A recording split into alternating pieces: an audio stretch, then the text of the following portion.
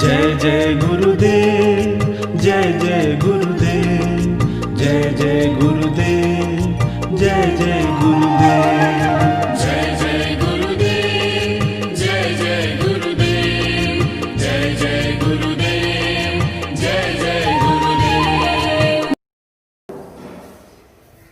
श्रीमद् करुणा सागर महाराज की जय। श्री कैवल धाम की जय। श्री अविचल दास जी महाराज की जय। श्री कैवल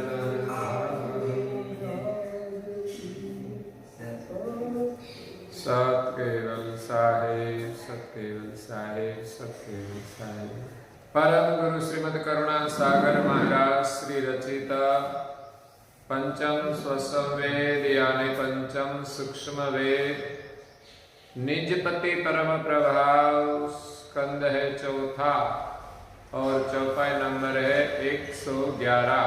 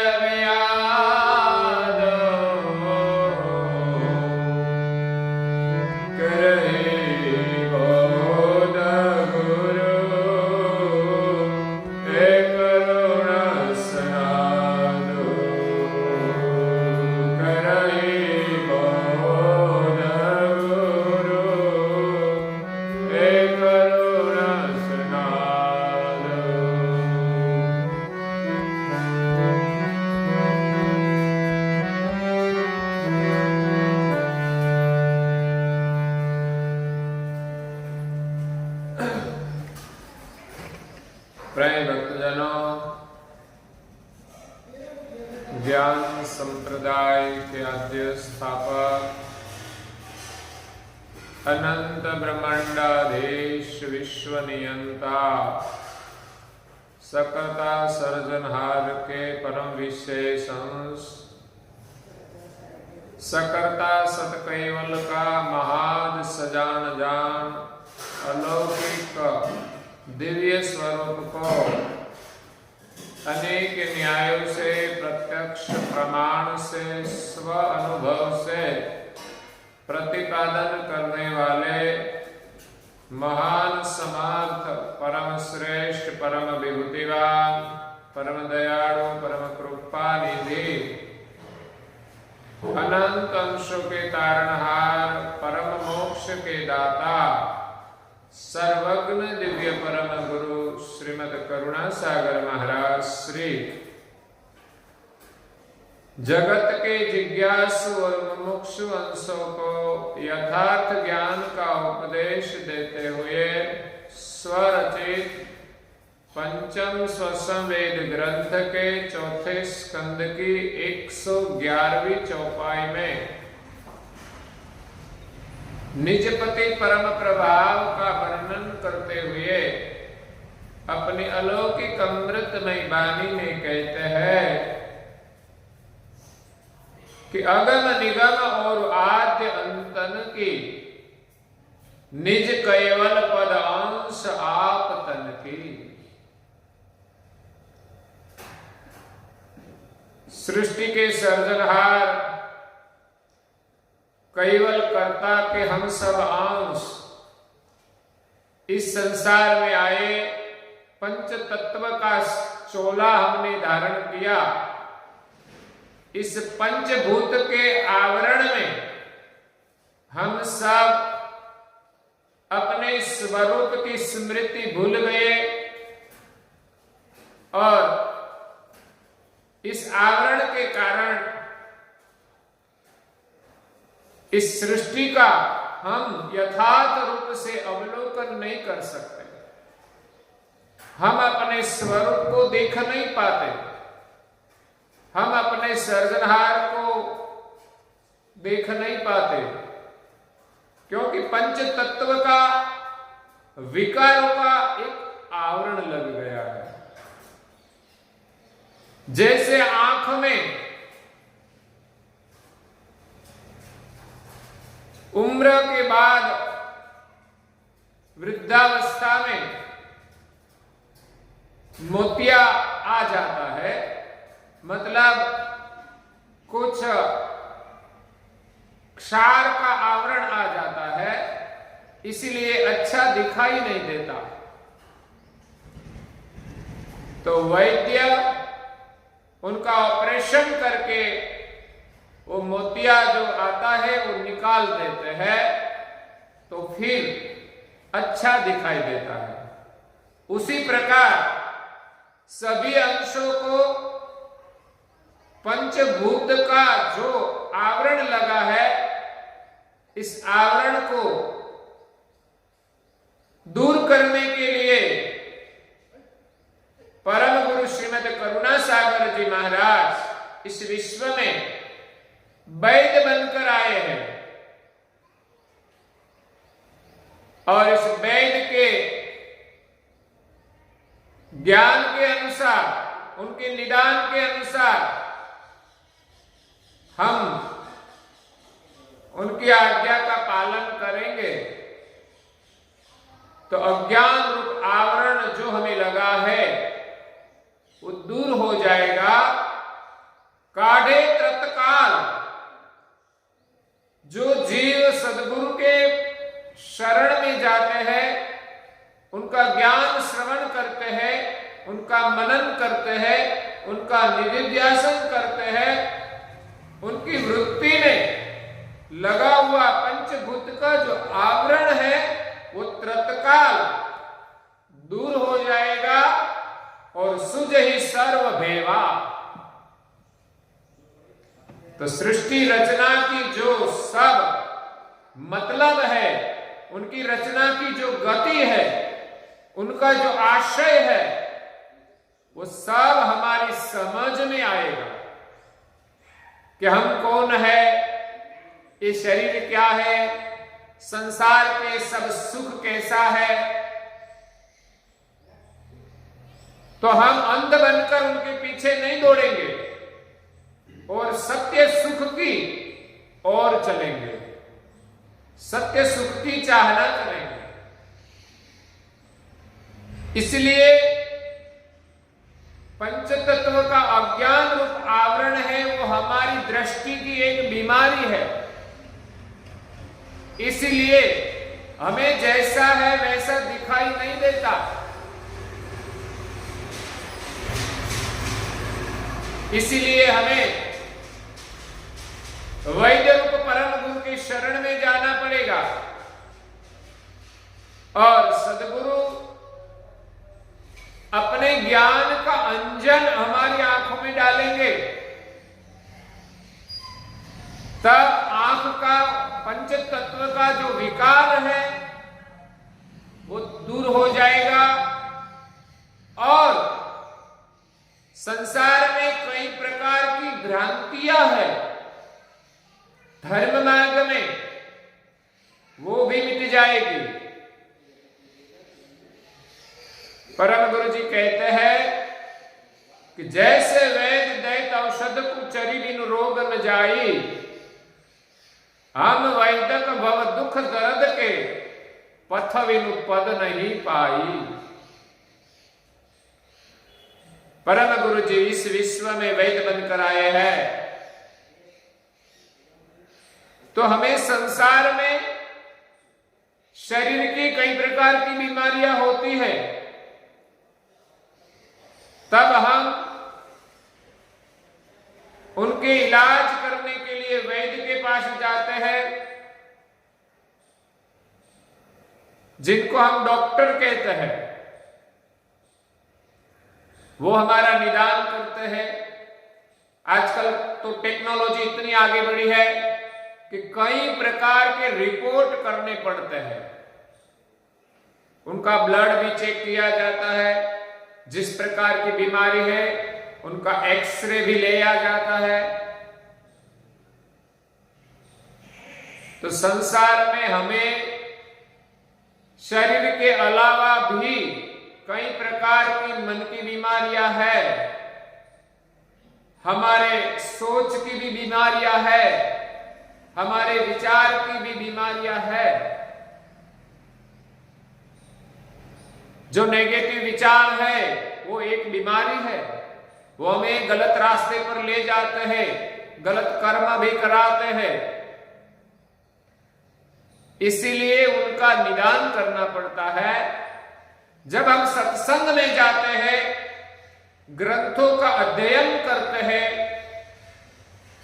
तब हमारा एक निदान होता है। एक ग्रंथ एक सद्गुरु का ही स्वरूप है।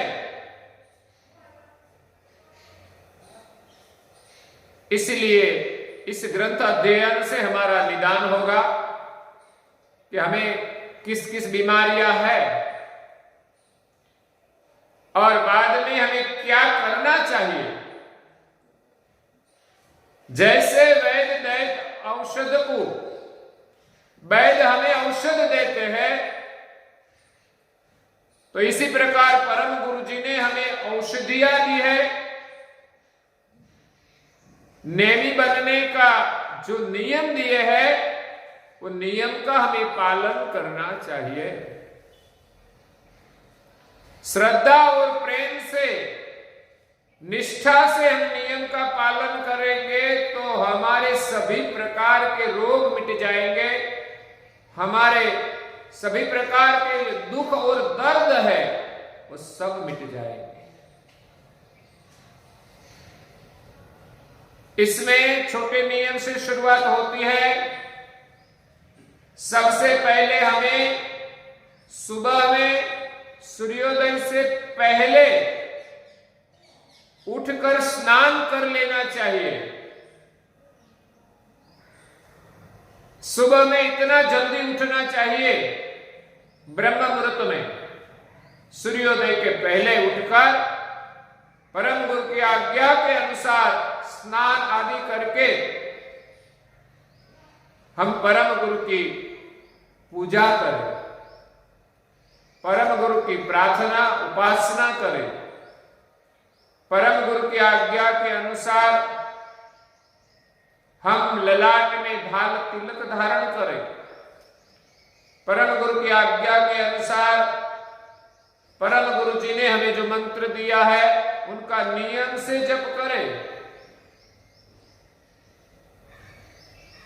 परम गुरु ने हमें जो ज्ञान दिया है, इस ग्रंथों का नियम से अध्ययन करें, सत्संग श्रवण करें, परम गुरु जी की आज्ञा के अनुसार हम सबको दो हाथ जोड़कर प्रेम से प्रणिपत करें और सतकेवल साहेब कहे, सतकेवल परमात्मा कहे, अहो जय केवल हंसा कहे, सत सामर्थ कहे। परम गुरु जी ने जो जो साधक को जिस प्रकार की आज्ञा दी है उस प्रकार उनका संबोधन करके हम प्रणिपत करें। और दो व्रत है हमारा, एक हर पूर्णिमा का व्रत है, दूसरा साल में एक बार आता है, वो मई बीज का व्रत है। परम गुरु का प्रागट्य दिन है, उस दिन का हमें व्रत करना चाहिए और हर पूर्णिमा का व्रत करना चाहिए।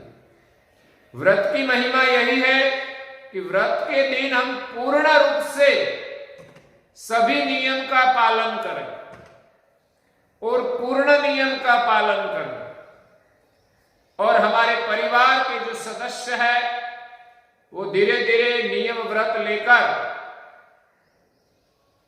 परम गुरु की आज्ञा का पालन करें। और व्रत का विधान है संयम का पालन करना। हमारे जीवन में कुछ तकलीफ है तो बाधा के रूप में भी हम इस व्रत का अनुष्ठान कर सकते हैं।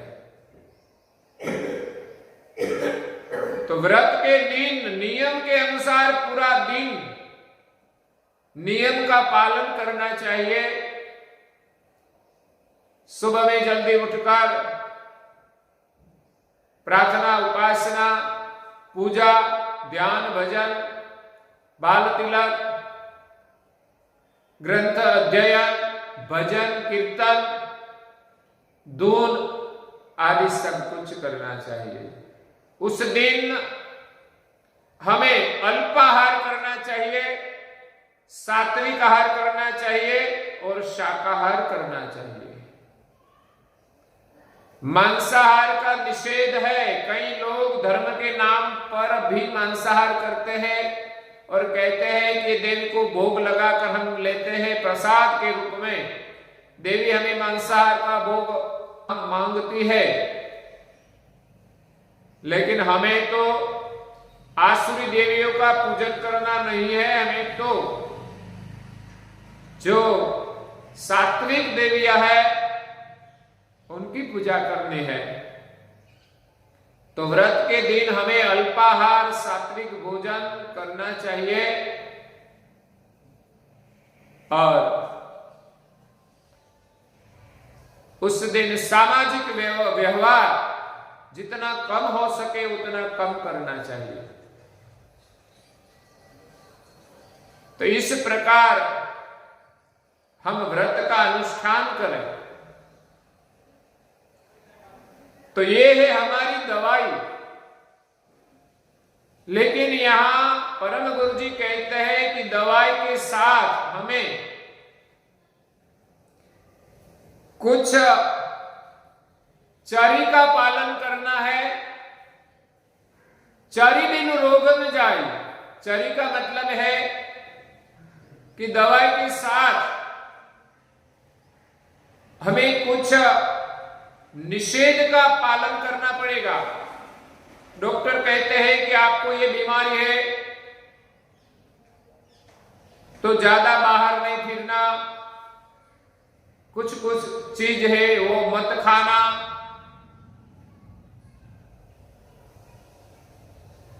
इसी प्रकार धार्मिक नियम के साथ भी हमें ऐसे नियम का पालन करना है कि व्रत के दिन हम नियम में ही रहे। कहा गया है कि व्रत के दिन हम उपवास करते हैं तो जो लोग व्यसन का सेवन करते हैं, मसाला खाते हैं, कई प्रकार की पड़ीकी आती है, गुटखा आता है और तंबाकू वाले मसाले हैं, धूम्रपान करते हैं, शराब का सेवन करते हैं, किसी भी नशीले पदार्थ का सेवन करना नहीं चाहिए। यही हमारा शुद्ध व्रत है।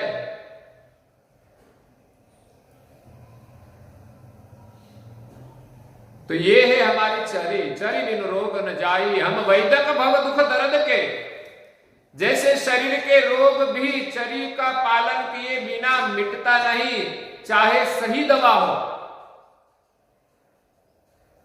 उसी प्रकार हम आज्ञा का पालन करते हैं लेकिन जो नहीं करना है वो नहीं छोड़ते, तब तक हमें जो करना है उनका पूरा लाभ नहीं मिलता। इसलिए हम वैदक भव दुख दर्द के, भव दुख का जो दर्द है इसमें सबसे बड़ा दर्द है जन्म और मृत्यु का। छोटी छोटी बीमारियां तो दूर होती है लेकिन जन्म मरण का दुख नहीं मिटेगा तब तक ये जीव इस भव रोग में भटकता ही रहेगा, दुखी ही रहेगा। मनुष्य जन्म में तो चाहे थोड़ा ही सुख है लेकिन और शरीर हम धारण करेंगे इसमें तो कहीं सुख मिलने वाला नहीं है। इस दर्द को मिटाने के लिए हमें परम गुरु के शरण में जाना पड़ेगा। वो सदगुरु हमारा निदान करके हमारा पंच तत्व का जो आवरण है वो मिटा देंगे, तो सभी प्रकार का रोग इस पंच तत्व के विकार से ही हुआ है। पंच तत्व का विकार के कारण हमें इस सभी उपाधियां लगी है। तो सदगुरु ये पंच तत्व का विकार मिटाते हैं और हमें सदा के लिए सभी प्रकार के दुखों से मुक्त कर देते हैं। तो अगम निगम और आद्य अंतन की निज कैवल पद अंश आप तन की। जब सदगुरु हमारी दृष्टि के विकार मिटाते हैं, तब जैसा है वैसा हमें सब कुछ दिखाई देता है। हमारी दृष्टि निर्मल हो जाती है,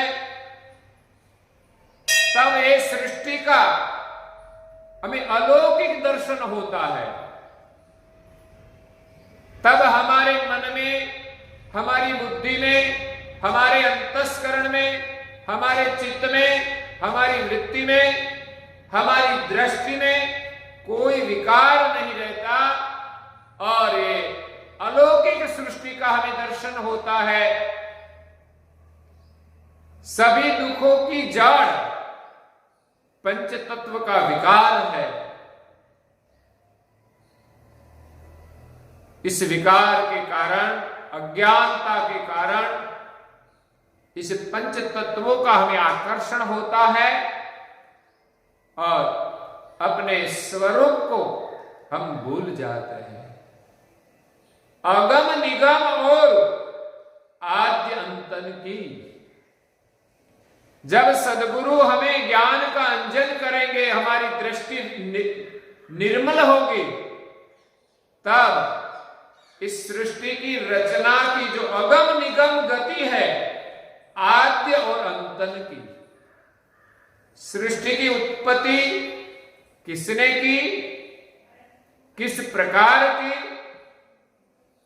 और सृष्टि का अंत कब होगा, तो आद्य से लेकर अंत तक सृष्टि की रचना किस प्रकार चल रही है, उनकी गति जो अगम है, वो सदगुरु की कृपा से हमें सुगम होगी। इस अगम गति को चार वेद भी नहीं जानते। वो अगम निगम,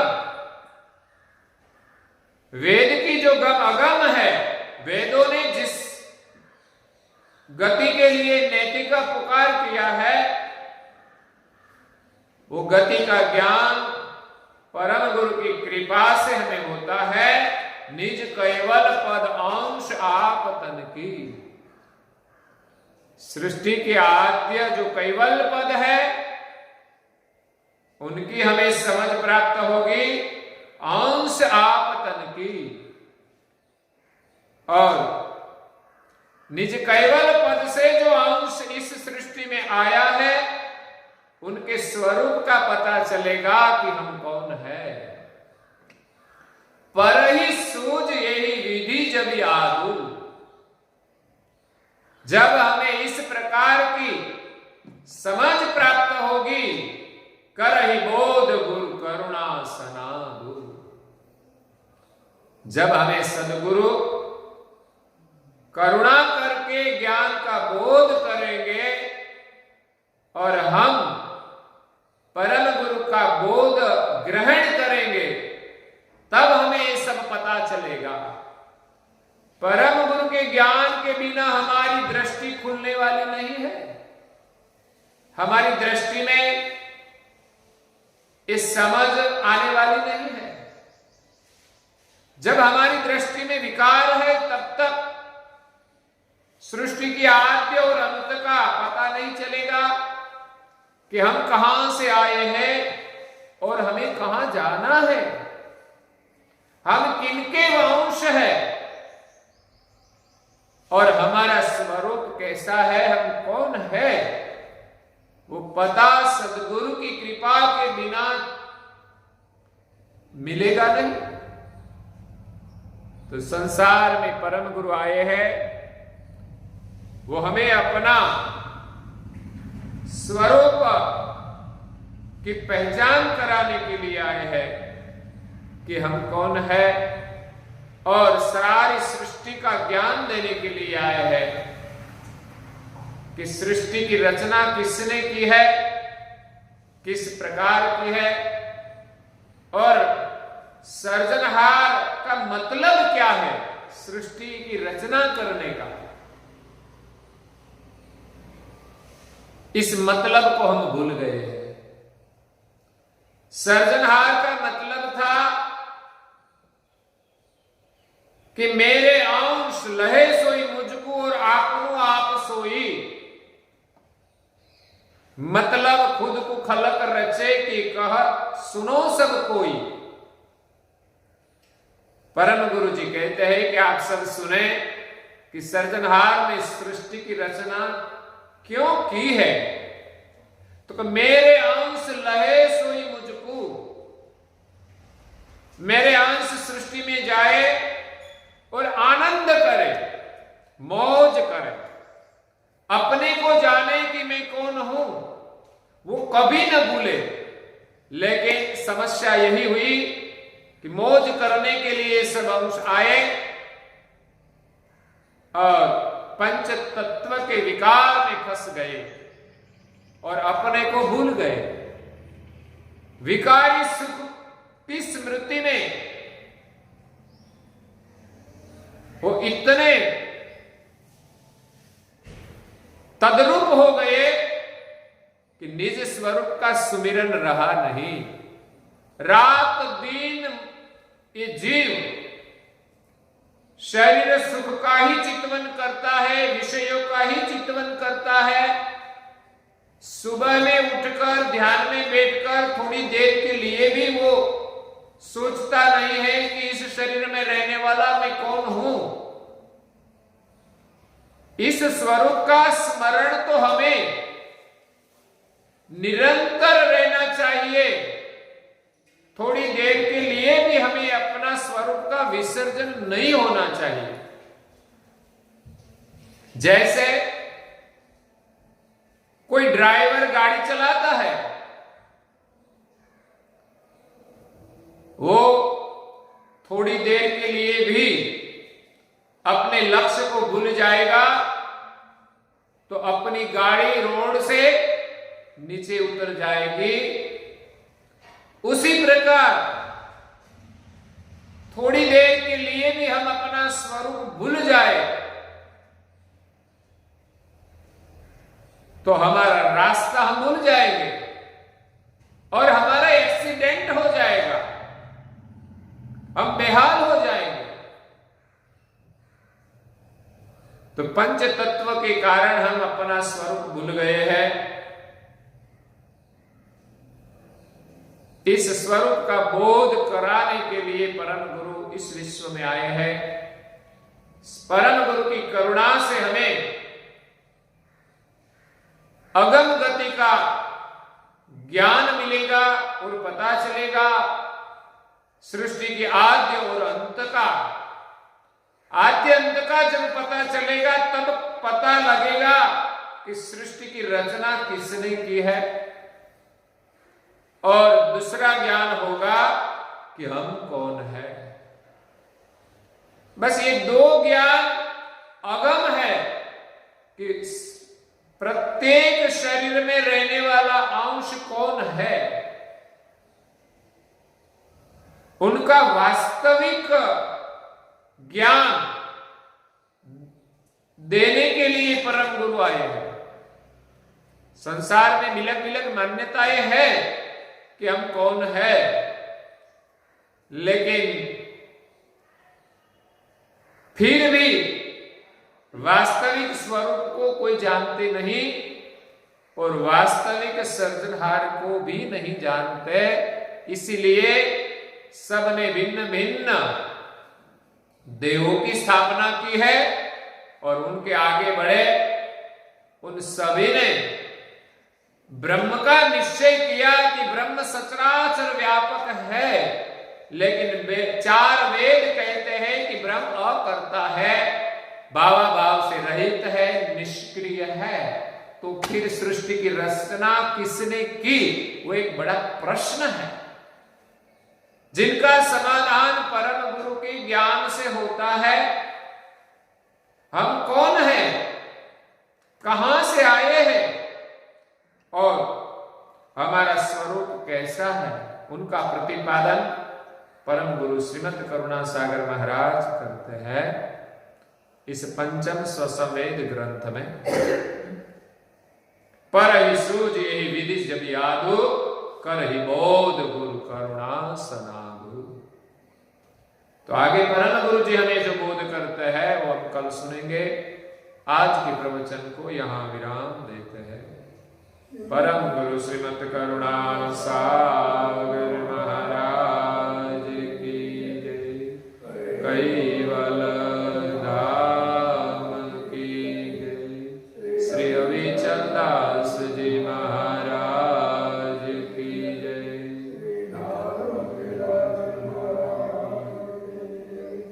सत केवल साहिब, सत केवल साहिब, सत केवल साहिब।